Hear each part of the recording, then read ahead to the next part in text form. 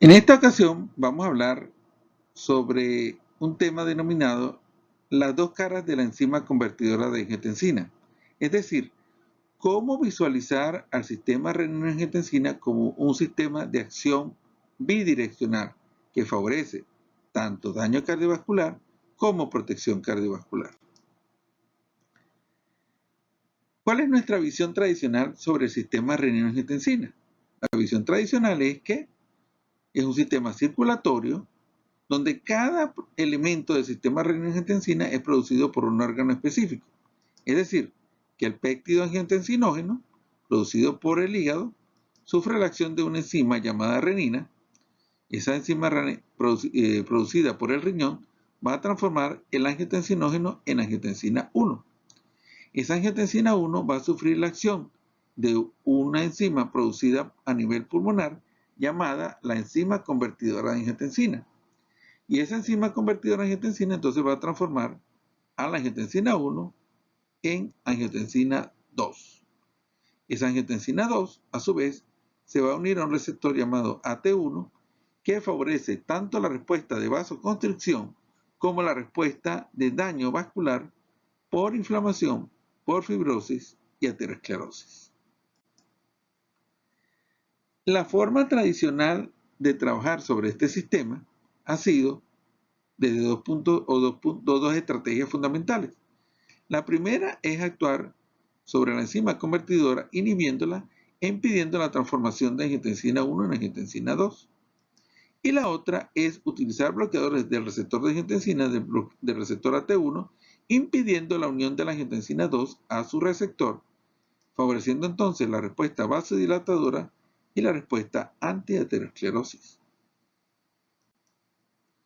Entonces, nuestra forma tradicional de actuar sobre el sistema es actuar sobre la enzima convertidora o sobre el receptor AT1 y entonces de esa forma vamos a, si se produce esa activación de la enzima convertidora, entonces se va a producir daño cardiovascular. Y si logramos bloquear ese sistema, entonces favorecemos la protección cardiovascular.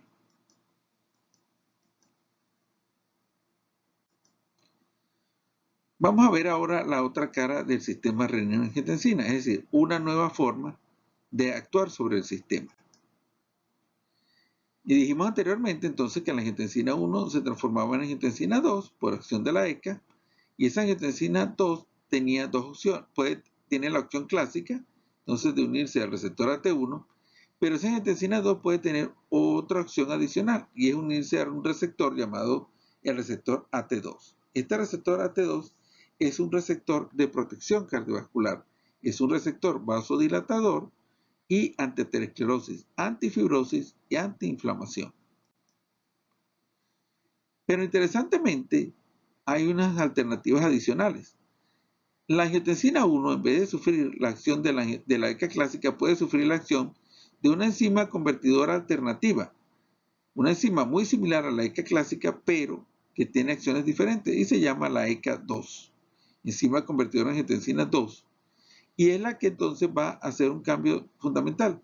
Va a transformar la angiotensina 1 en el péptido de angiotensina 1,9. Y ese péptido de angiotensina 1,9 entonces va a unirse al receptor AT2. Como dijimos anteriormente, el receptor AT2 es un receptor vasodilatador, antiaterosclerosis, antifibrosis.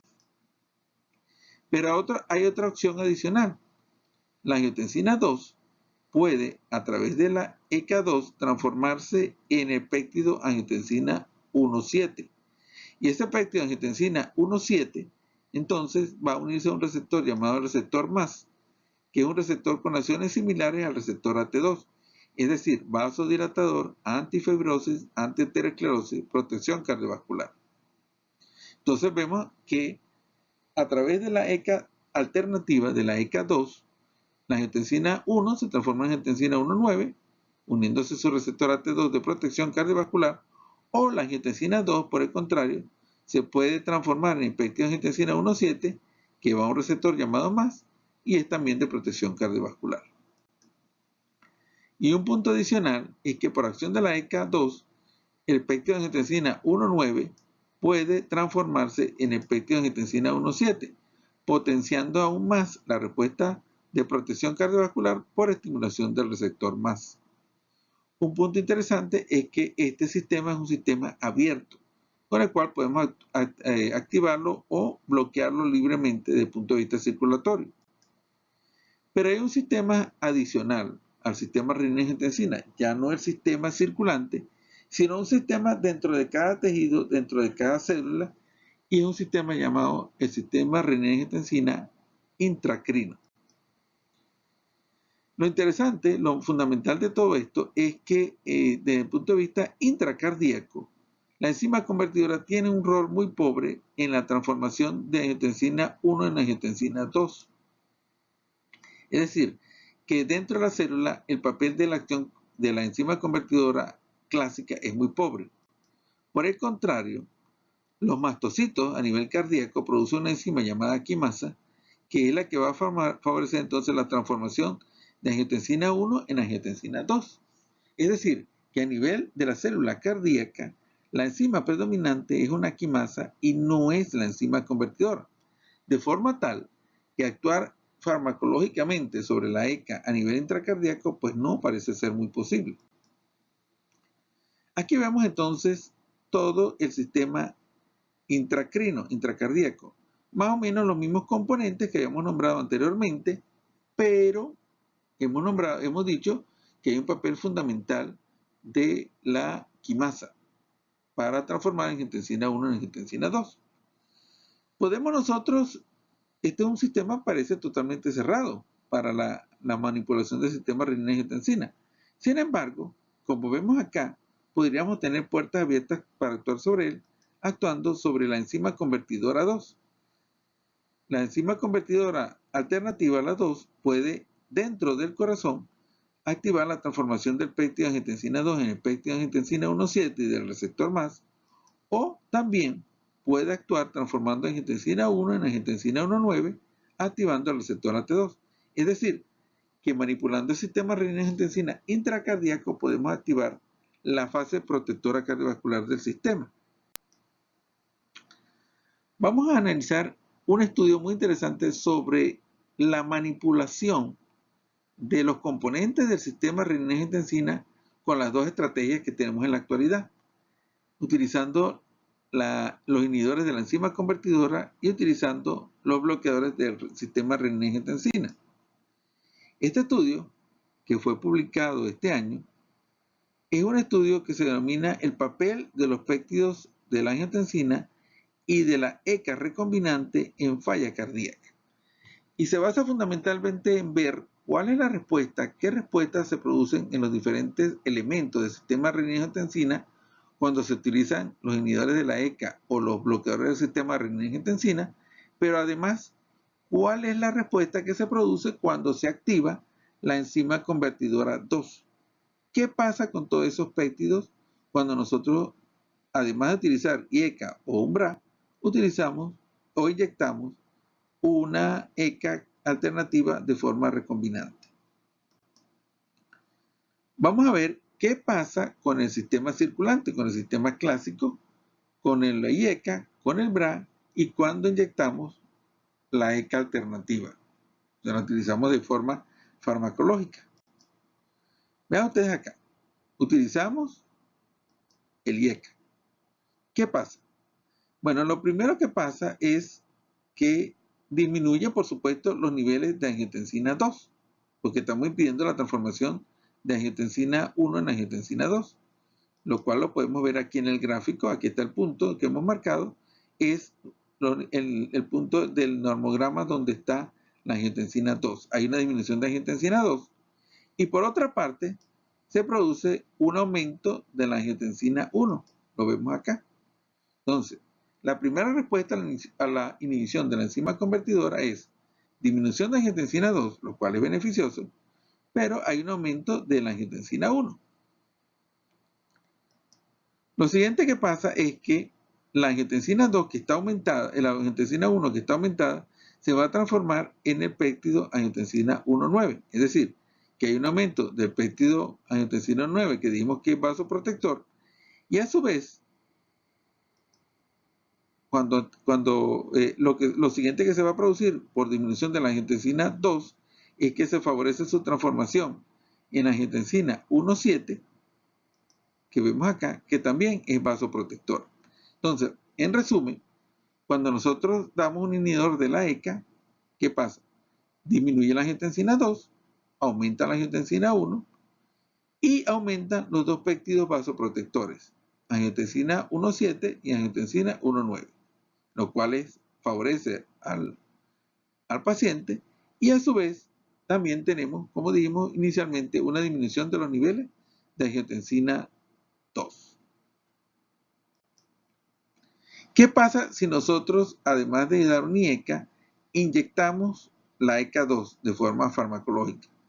¿Qué pasa en nuestros pacientes? Bueno, si inyectamos la enzima convertidora, lo que va a pasar es que la angiotensina 2 va a disminuir aún más de lo que habíamos visto con la IECA, porque se va a transformar toda la angiotensina 2 en el péptido angiotensina 1,7. Es decir, hay una disminución brutal de los niveles de angiotensina 2 porque se transforma en el péptido angiotensina 1,7. Es decir, que hay una disminución importantísima de angiotensina 2 y un aumento importante del péptido vasoprotector angiotensina 1,7. Pero a su vez, cuando inyectamos la ECA, entonces la angiotensina 1 se va a transformar en el péptido angiotensina 1,9. Y al transformarse en el péptido angiotensina 1,9, estamos aumentando aún más los péptidos vasoprotectores.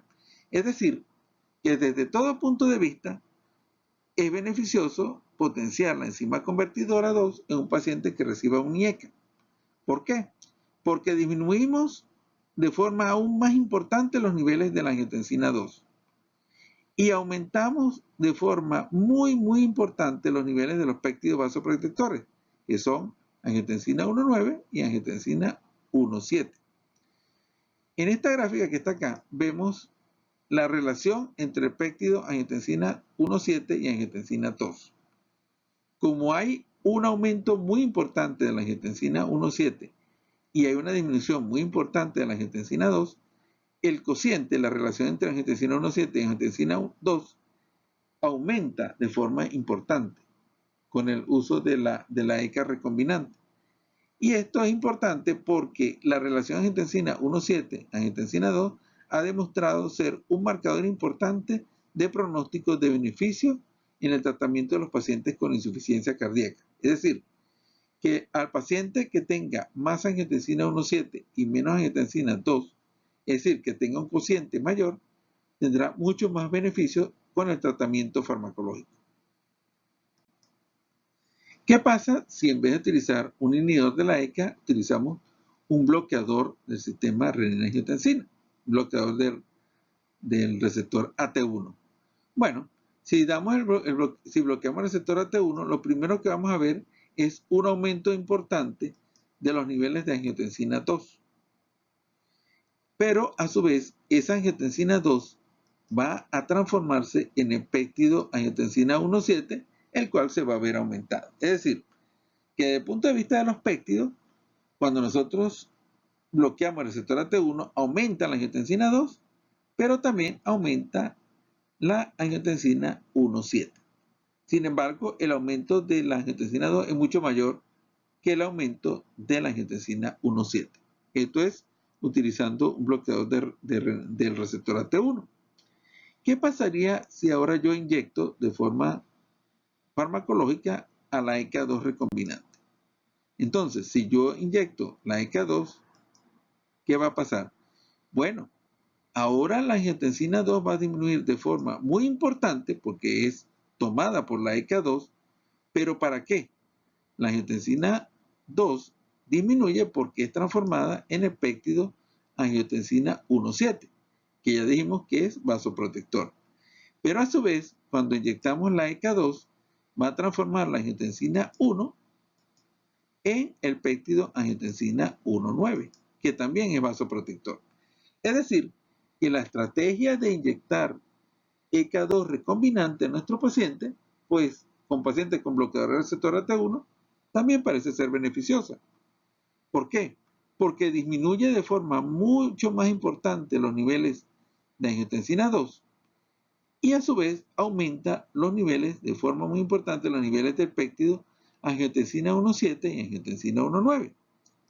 Y cuando nosotros evaluamos la relación entre angiotensina 1,7 y angiotensina 2, que dijimos que era pronóstico, era un factor pronóstico, vemos que hay un aumento muy importante de esta relación. ¿Por qué?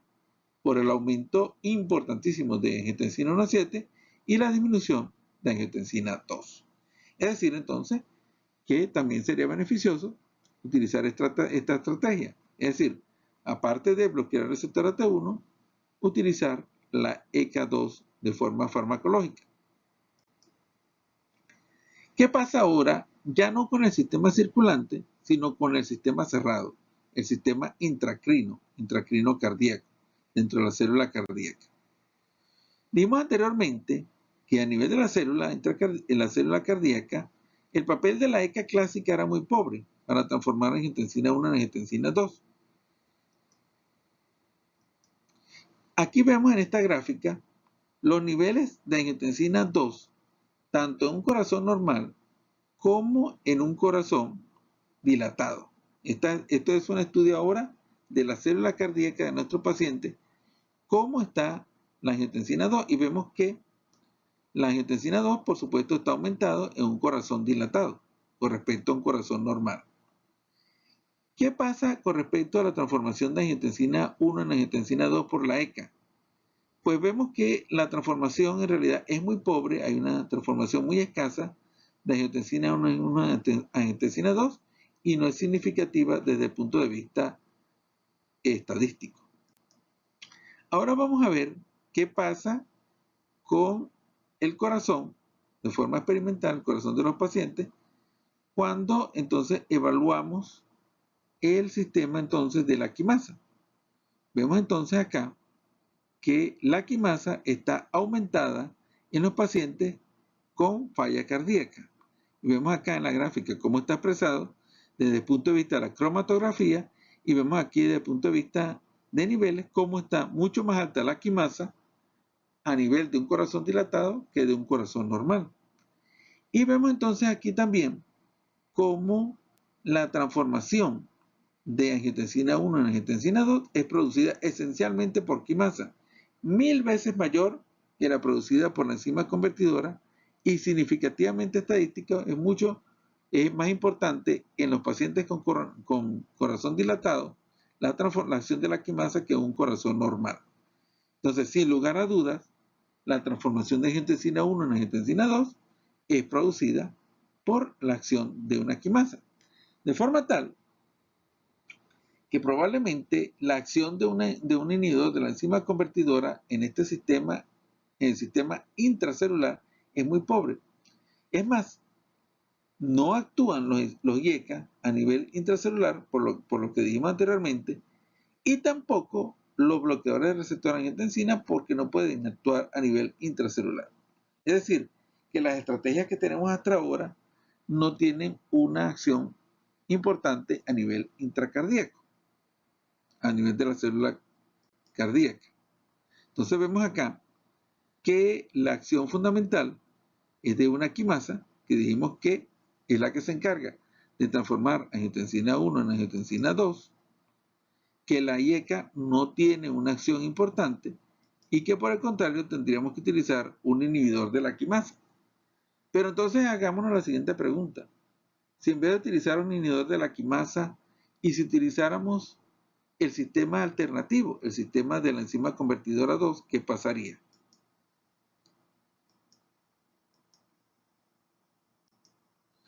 Bueno, entonces siguiendo el estudio que estamos nombrando, vamos a ver qué pasa si yo inyecto la enzima convertidora de forma farmacológica.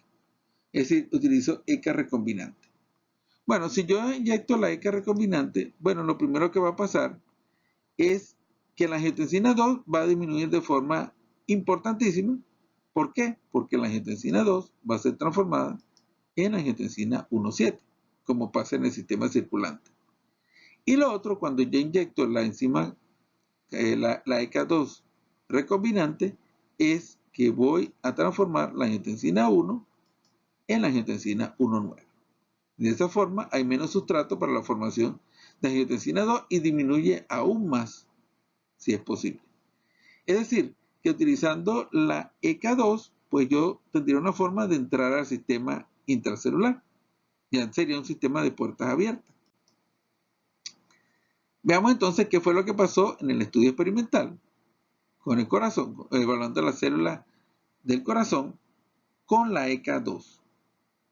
Entonces aquí vemos que cuando yo utilizo la ECA2, estos son los niveles de angiotensina 2, vean ustedes cómo a medida que aumento las concentraciones de ECA2 de forma farmacológica, entonces disminuye así de forma importante los niveles de angiotensina 2, por lo que ya dijimos, porque la angiotensina 2 se transforma en el péptido de angiotensina 1,7 y porque hay menos angiotensina 1 dispuesta a transformarse en angiotensina 2.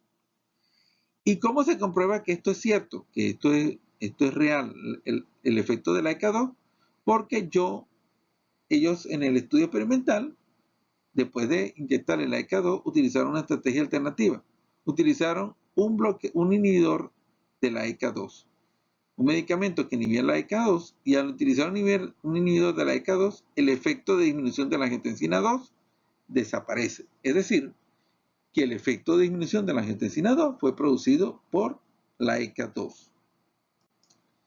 ¿Qué pasa con el péptido de angiotensina 1,7? Bueno, cuando yo inyecto la ECA2 recombinante, pues por supuesto la angiotensina 1,7 va aumentando a medida que yo inyecto más ECA2. Y como en el experimento anterior, si yo utilizo inhibidores de la ECA2, entonces el efecto farmacológico desaparece. Y entonces ahora vamos a ver qué pasa con la relación angiotensina 1,7 sobre angiotensina 2, que dijimos que a medida que esa relación es mayor, hay mayor protección cardíaca. Bueno, cuando yo inyecto la ECA2 de forma farmacológica, la recombinante, pues aumenta la relación angiotensina 1,7 sobre angiotensina 2, porque aumenta mucho la angiotensina 1,7, disminuye mucho la angiotensina 2. ¿Este efecto es producido por la ECA2? Sí, porque yo cuando inhibo la ECA2, pues el efecto farmacológico desaparece. Entonces, analizando todo esto, decimos que existe una forma. No teníamos una forma de entrar al sistema por los inhibidores de la ECA o por el bloqueador del receptor AT1, pero existe otra forma de entrar, que es utilizando la ECA2. ¿Cuál es el futuro de todo esto que hemos conversado? ¿Existen cosas nuevas aparte de todo esto que hemos conversado? Pues en realidad lo que hemos conversado anteriormente es simplemente un aviso. Y hasta ahora tenemos 5 circuitos del sistema renina-angiotensina, tanto a nivel circulante como a nivel del sistema intracrino, a nivel intracelular. Tenemos un primer circuito que es del receptor AT1, que produce daño cardiovascular. Un segundo circuito que es del péptido de angiotensina 1,9, que actúa sobre el receptor AT2. Un tercer circuito que es del péptido de angiotensina 1,7, que actúa sobre el receptor MAS. Un nuevo circuito que es producido por un péptido producido a partir de la angiotensina 2, que se llama alamandina, y alamandina se une a un receptor relacionado con el receptor MAS, que se llama el receptor MRGRP. Ese receptor MRGRP, que es relacionado con el MAS, también es un receptor de protección cardiovascular y es producido por la acción de la ECA2 sobre angiotensina 2. Y a su vez, hay otro circuito nuevo, que es un péptido llamado angiotensina 1,12, que favorece la producción de angiotensina 2 a nivel vascular e intracelular. Es decir, que la angiotensina 2 no solamente es producida por la angiotensina 1, sino que hay un péptido adicional que se llama angiotensina 1,12, que no tiene mucha acción a nivel intravascular, pero sí tiene una acción fundamental a nivel intracrino, y es un nuevo péptido que forma parte del sistema, el péptido de angiotensina 1,12. Entonces tenemos estos 5 circuitos,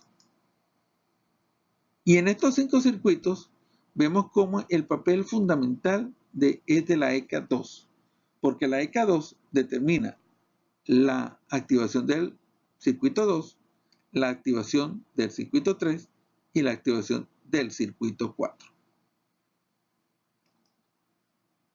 Vemos acá que entonces a nivel intracrino dijimos que estaba esencialmente la quimasa como enzima determinante y que esa ECA2, tanto actuando sobre el circuito 2 como el circuito 3 y el circuito 4, pues producen la reacción de vasoprotección. Y tengo que decir que los estudios actuales, hay muchos estudios actuales que están dirigidos hacia el péptido de angiotensina 1,12 para evaluar su importancia a nivel de la célula cardíaca como productor de daño cardiovascular. Entonces, nuestra visión actual es tratar de romper el nudo gordiano del sistema renina-angiotensina a través de una estrategia farmacológica. Esa estrategia farmacológica pudiera ser modular la ECA, utilizarla de forma farmacológica, la ECA2.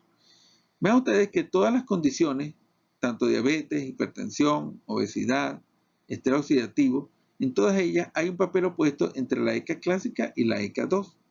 En diabetes está estimulada la ECA clásica y está inhibida la ECA2. En hipertensión lo mismo, en obesidad lo mismo.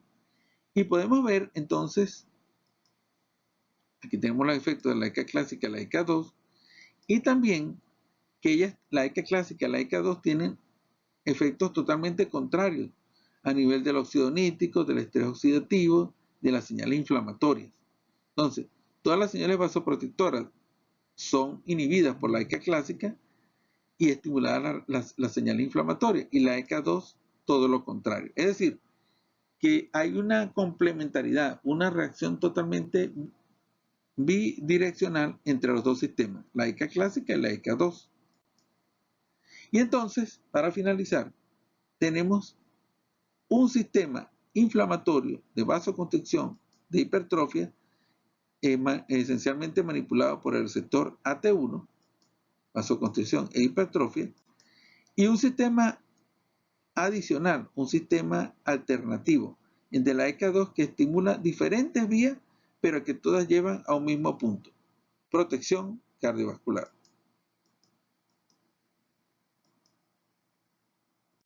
Muchas gracias.